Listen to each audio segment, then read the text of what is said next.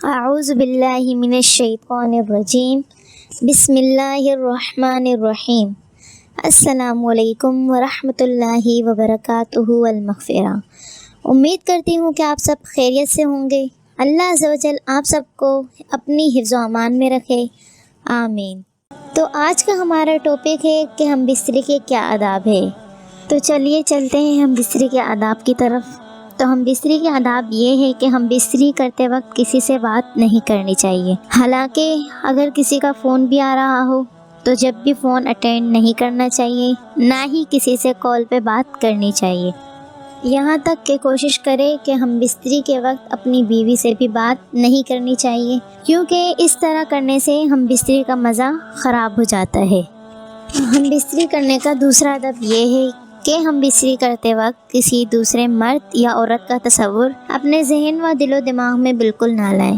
بہت سے مرد حضرات ایسے ہیں کہ وہ ہم بستری تو اپنی بیوی سے کر رہے ہوتے ہیں، لیکن ان کے دل و دماغ میں اپنی محبوبہ یا کوئی چاہنے والی ان کا تصور ہوتا ہے، اور بعض خواتین بھی ایسا ہی کرتی ہیں۔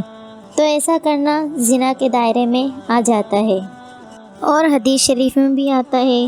میں مفہوماً عرض کروں گی، اگر کوئی شخص کسی نامحرم عورت کی طرف آنکھوں سے دیکھتا ہے تو یہ اس کی آنکھوں کا زنا ہے۔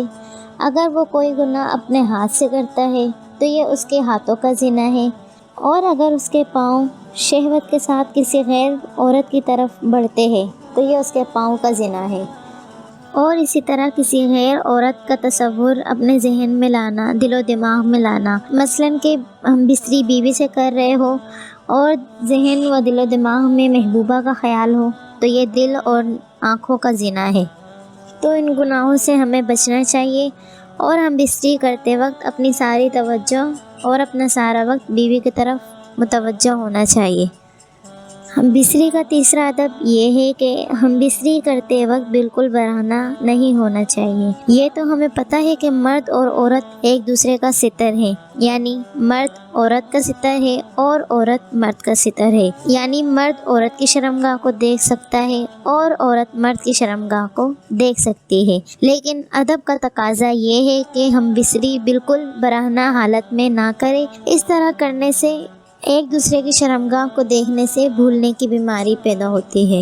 امید کرتی ہوں کہ آج کی ہماری ویڈیو آپ کو پسند آئی ہوگی۔ مزید اس طرح کی ویڈیوز دیکھنے کے لیے ہمارے چینل اسلامک سینٹر کو سبسکرائب کریں۔ اللہ عز و جل آپ سب کو اپنی حفظ و امان میں رکھے، آمین۔ اللہ حافظ۔